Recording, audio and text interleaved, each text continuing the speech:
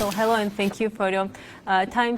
მოგესალმებით ქალბატონო ტერესა, გმადლობთ თქვენი დროისთვის. უკვე მესამე წელია, რაც საქართველოში კონკურენციის პოლიტიკის აღსრულების და მომხმარებლის უფლებების დაცვის შესახებ საერთაშორისო კონფერენცია იმართება, რომელსაც თქვენც ესწრებით. როგორ შეაფასებდით საქართველოს კონკურენციის და მომხმარებლის დაცვის სააგენტოს მუშაობას და იმ საკანონმდებლო ჩარჩოს, რაც ამჟამად ჩვენს ქვეყანას აქვს? Georgian Competition and Consumer Protection Agency. Again, thank you very much for the opportunity.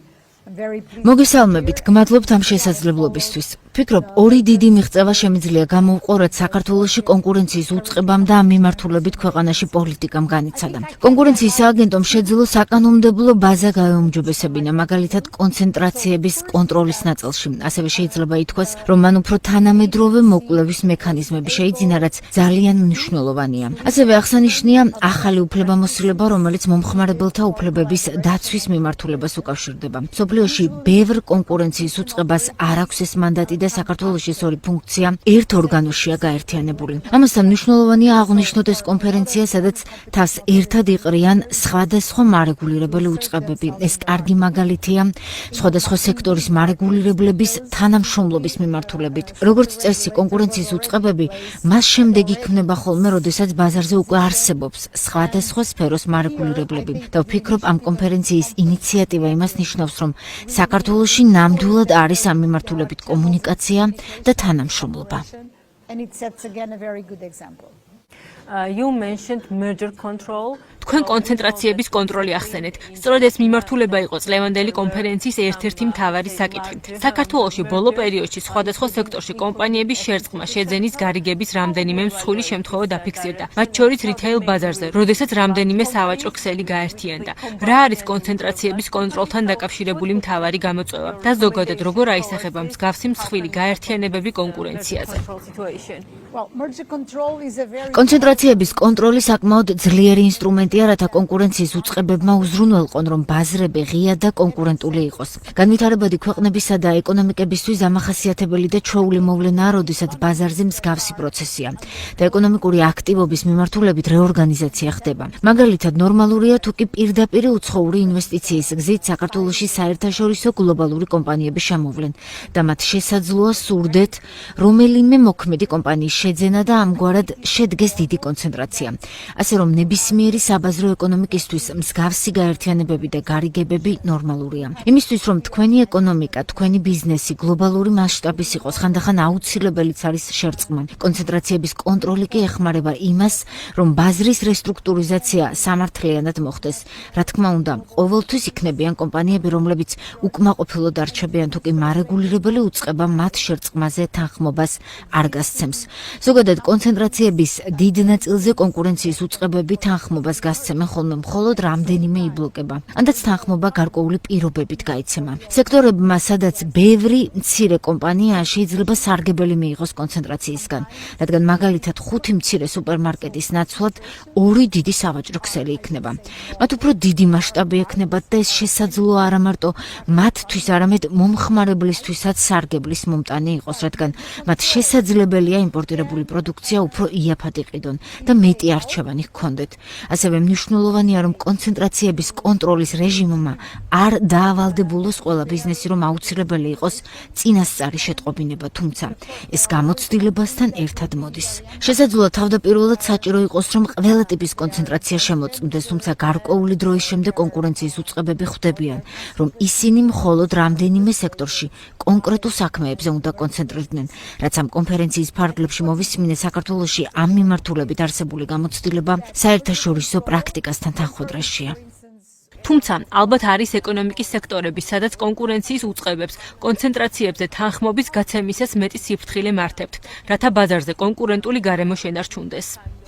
ნამდვილად ასეა. სექტორების ნაწილში კონცენტრაციების და გარიგებების ეფექტის შეფასებისას უფრო მეტად უნდა მოხდეს დაკვირვება. მაგალითად, გასულ წლებში ევროკავშირში არაერთმა დიდმა პლატფორმამ იყიდა სტარტაპები. ანდაც ახალი ინოვაციური იდეები, რადგან მყიდველი მხარე მსხვილი კომპანია იყო. ამ ტიპის გარიგებები არ საჭიროებდა წინასწარ თანხმობას შესაბამისად კონკურენციის უწყებებში. არ შედიოდა შეტყობინებები. ამ ვითარებამ კი შედეგი გამოიღო, რომ ქვეყნების ნაწილმა გარიგებებთან დაკავშირებული ზღვრები დაწია. რაც იმას ნიშნავს, რომ ციფრული ბაზრების მიმართულებით რა ზომისაც არ უნდა იყვნენ კომპანიები, შესაბამისი კონცენტრაციები კონკურენციის უწყებების მიერ უნდა შემოწმდეს. ასევე შეგვიძლია ვისაუბროთ ისეთ სექტორზე, როგორიცაა მაგალითად ფარმაცია. თუკი მსხვილი გლობალური ფარმაცევტული კომპანიები საქართველოში მცირე ზომის სააფთიაქო ქსელს იყიდიან, ამას შესაძლოა ბაზარზე გარკვეული გავლენა და შედეგები ჰქონდეს. ადრე კონკურენციის უწყებები კონცენტრაციის შეფასებისას ბიზნესების მოცულობას უყურებდნენ.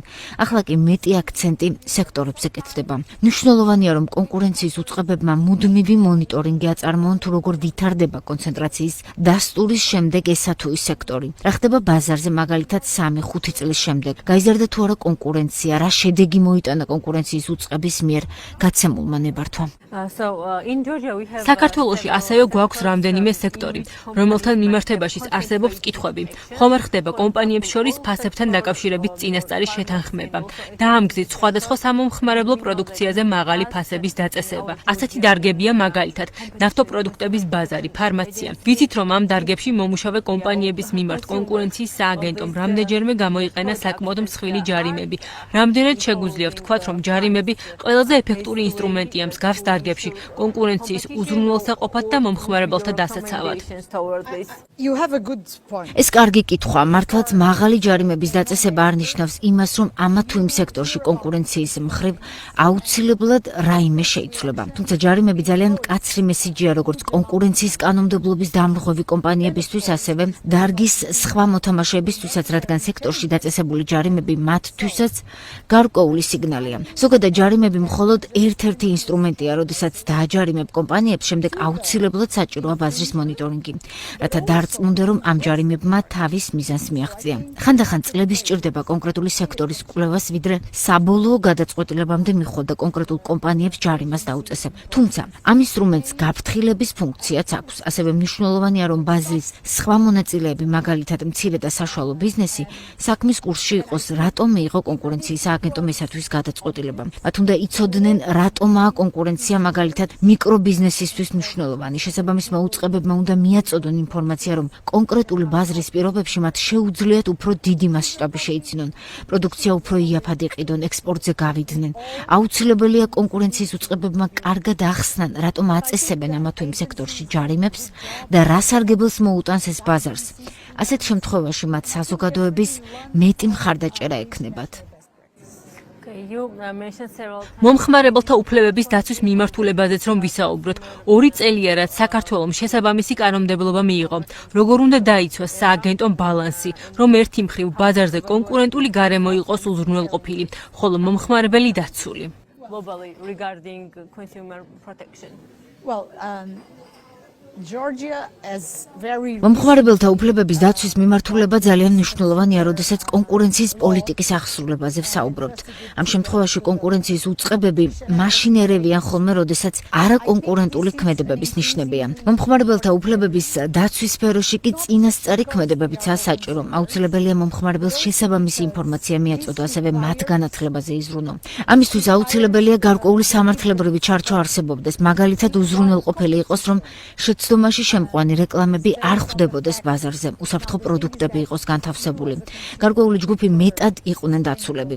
მომხმარებელთა უფლებების დაცვა განსაკუთრებით მნიშვნელოვანია, როდესაც საქმე ციფრულ სამყაროს ეხება. ამ მიმართულებით განსაკუთრებით აქტუალურია ელექტრონული კომერცია, რადგან როდესაც მომხმარებელი დისტანციურად ყიდულობს ნივთს და ის არ შეეფერება იმ კრიტერიუმებს, რასაც ციფრული პლატფორმას თავაზობდა, ბუნებრივია მას აქვს სურვილი, რომ შეუცვალო ნივთი, ანდაც უკან დაიბრუნოს თანხამ. თუმცა საინტერესოა ისიც, რომ თუკი მაგალითად ნივთის უკან დაბრუნების შესაძლებლობა არ იქნებოდა, მომხმარებელი ონლაინ პლატფორმების საშუალებით უფრო ნაკლებ შენაძენს გააკეთებდა.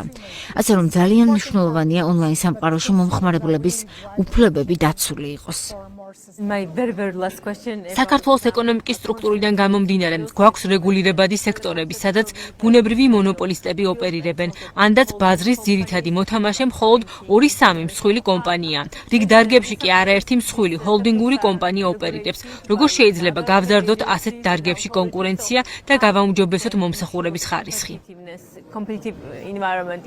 მსგავსი სექტორების სპეციფიკით გამოირჩევა, რადგან რეგულირებად დარგებს თავისი მარეგულირებლები ჰყავთ და და მნიშვნელოვანია, რომ კონკურენციის უწყებებს თანამშრომლობა ჰქონდეთ შესაბამის აგენტოებთან, რასაც საქართველოს შემთხვევაში ნამდვილად ვხედავთ. ზოგადად, საერთაშორისო გამოცდილება აჩვენებს, რომ როდესაც ერთ კონკრეტულ სექტორში, მაგალითად, მხოლოდ ერთი კომპანია ოპერირებს, ფასები შესაძლოა მაღალი იყოს, ამიტომ ბუნებრივია მნიშვნელოვანია ბაზარი გაიხსნას და მეტ კომპანიას მიეცეს ოპერირების საშუალება. ბაზარზე მეტი კომპანიის გაჩენას მეტი სერვისის და პროდუქციის შეთავაზებაც მოჰყვება. თუმცა, ბაზრის გახსნის პირობებში ბუნებრივია მნიშვნელოვანია მომხმარებლები დაცულები იყვნენ. სწორედ ამიტომაა ეს ორი მიმართულება კონკურენციის პოლიტიკა და მომხმარებელთა უფლებების დაცვა ერთმანეთთან გადაჯაჭვული. Okay, so thank you. გმადლობთ საინტერესო საუბრისთვის. So I had some several questions, so thank you. Very interesting.